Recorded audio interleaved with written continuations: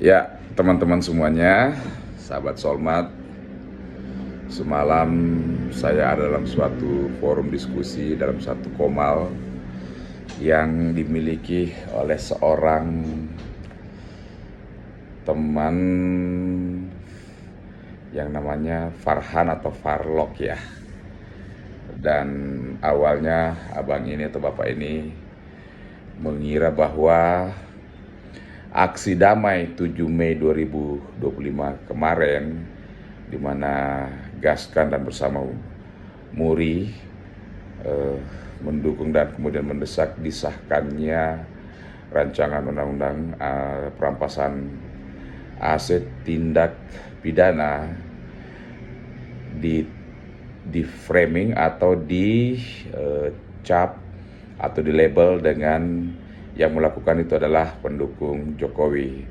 Tapi kemudian setelah berdiskusi, akhirnya teman-teman Bang Farhan atau Farlok ini beserta dengan para pendukungnya bisa paham dengan hal tersebut, bahwa ini adalah murni gerakan daripada masyarakat Indonesia yang benar-benar mau supaya korupsi ini bisa semaksimal dihilangkan dari Indonesia. Nah, ada satu hal yang penting sebenarnya dalam diskusi ini sehubungan dengan surat presiden atau surpres ya. Teman-teman, ada dua orang di dalam diskusi ini, baik hostnya ataupun juga seorang yang naik ke dalam komal tersebut, yang menggaung-gaungkan atau menarasikan sehubungan dengan surpres atau surat presiden, bahwa ini tidak jalan karena surpres itu belum dikirim atau presiden belum mengirimkan surat kepada DPR RI ya. Nah, perlu saya sampaikan sehubungan dengan surpres ini. Yang pertama, bahwa ketika rancangan undang-undang itu diajukan atau diusulkan oleh DPR RI dan dikirimkan kepada pemerintah untuk pembahasan, ya memang ada dasar hukum yang mengatur bahwa pemerintah, dalam hal ini presiden, harus memberikan jawaban dalam bentuk surat presiden ya.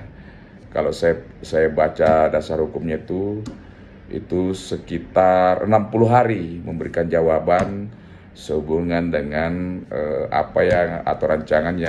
rancangan undang-undang yang diusulkan oleh DPR tersebut. Akan tetapi kalau rancangan undang-undang itu diusulkan oleh pemerintah, dan ini sama seperti yang terjadi di rancangan undang-undang perampasan aset tindak pidana ini, yang mulai dari 2008 diusulkan oleh pemerintah, bahkan 2024 kembali diusulkan oleh Menteri Hukum dan HAM di zaman Prabowo ini di bulan November, secara otomatis berarti itu yang mengusulkan pemerintah, otomatis pemerintah pasti setuju, sehingga tidak diperlukan lagi surpres itu.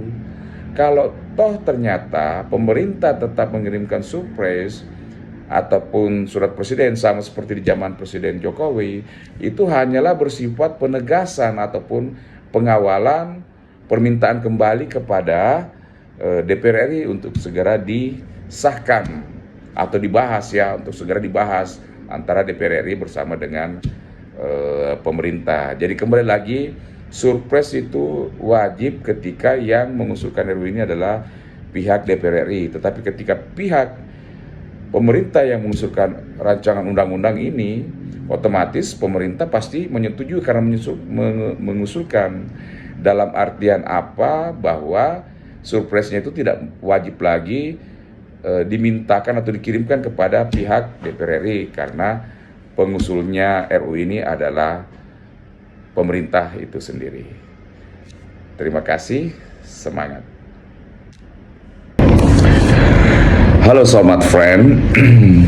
On the discussion last night with friend who has a name Farhan and some of another friend, there is one thing he concerned about of this Corruption Act, Asset Correction Act, which is that on the chapter number 6, Number one, here is mentioned that the asset will be taken from the corruptor which is the value is 100 million rupiah. And actually some people also concerned about this, that there are so many people will be taken the asset because of the value is so low, only about 100 million rupiah. But actually, that's not what this act mean or this chapter mean. 100 million rupiah, it's mean that when one corruptor, their asset that can be taken by the government is when that asset have the value amount is 100 million rupiah. So something like, let's say, motorcycle below 100 million rupiah, so that would not be taken by the government or by the government judge, but only about 100 million rupiah, something like what? Something like car, house, and etc. So no worries about that.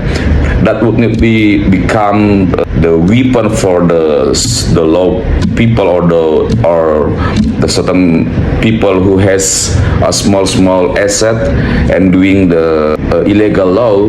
But what's this article mean? That when one corruptor will be taken the asset that be taken is only if having value minimum 100 rupiah. Below that would not be taken by government. Have a good spirit. Assalamualaikum warahmatullahi wabarakatuh. Semangat malam, salam perjuangan.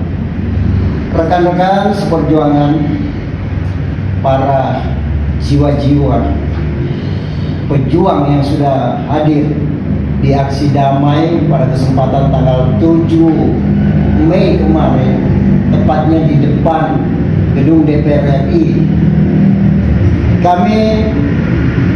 Saya dari Gaskan, Gerakan Suara Keadilan Netizen, Sekretaris Jenderal Gaskan, atas nama saya di Muhammad Rivaldi mengucapkan banyak terima kasih, dan juga Pak Ketum Gaskan, Bapak Insinyur Sulaiman Matipana SHMH juga sudah menyampaikan secara langsung di saat aksi kemarin pada saat penutupan, lalu kemudian pada saat rapat juga beberapa panitia atau teman-teman seperjuangan yang sempat hadir di Sekret Gaskan Bintaro kemarin, ya, tepatnya hari Sabtu tanggal 10 Mei.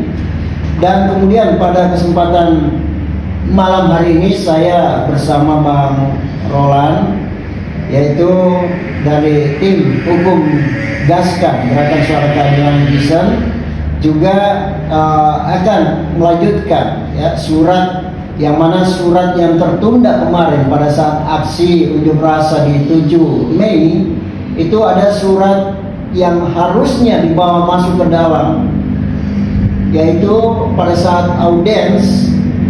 Namun, ya, disinilah bentuk kekecewaan juga terus terang bahwa surat ini sama sekali tidak diterima, teman-teman, ya. Sebenarnya sebelumnya kami sudah mengikuti seluruh prosedural yang berlaku, termasuk menyurat 1 minggu lebih sebelum aksi untuk meminta audiens pada saat aksi nantinya di tanggal 7. Tapi kenyataannya pihak daripada DPR RI tidak atau kurang berkenan untuk menerima, meskipun itu audiens atau memasukkan surat tuntutan dan sekaligus pernyataan sikap waktu itu. Nah, disinilah terus terang semua rekan-rekan kami maklumi untuk apa ya istilahnya, menyatakan sikap yang kurang setuju dengan adanya penjemputan, dalam hal ini penerimaan dari DPR RI, ya, sehingga tidak masuk ke dalam. Oleh karena itu, di kesempatan hari ini sekali lagi saya bersama dengan tim hukum Gaskan akan melayangkan surat berikutnya, ya, selain daripada surat tuntutan sekaligus pernyataan sikap yang seharusnya masuk di tanggal 7 Mei kemarin sekaligus audiens. Lalu kemudian juga kami akan melayangkan surat tambahan, yaitu meminta audiens, meminta RDPU, maksud kami meminta RDPU kepada pihak DPR RI, dalam hal ini Komisi 3, supaya undang-undang perampasan aset ini benar-benar menjadi perhatian. Nah, di dalam surat permohonan RDPU di sini, yang mana akan dimasukkan insya Allah pada tanggal 14, ya, di hari Rabu nanti ke DPR RI bersama dengan surat yang tertunda, yaitu tuntutan pada saat aksi kemarin. Di sini kami jelaskan bahwa apabila RDPU ini tidak ada sampai dengan sebulan dalam bulan Juni, ya, maka di bulan Juli nanti kami sudah merencanakan aksi susulan, yaitu aksi jilid 2, ya. Dan ini sudah disebarluaskan juga kepada tim kami, baik dari Gaskan maupun MURI, juga beberapa aliansi lainnya yang tergabung, termasuk dari berbagai elemen masyarakat dan mahasiswa, adik-adik mahasiswa.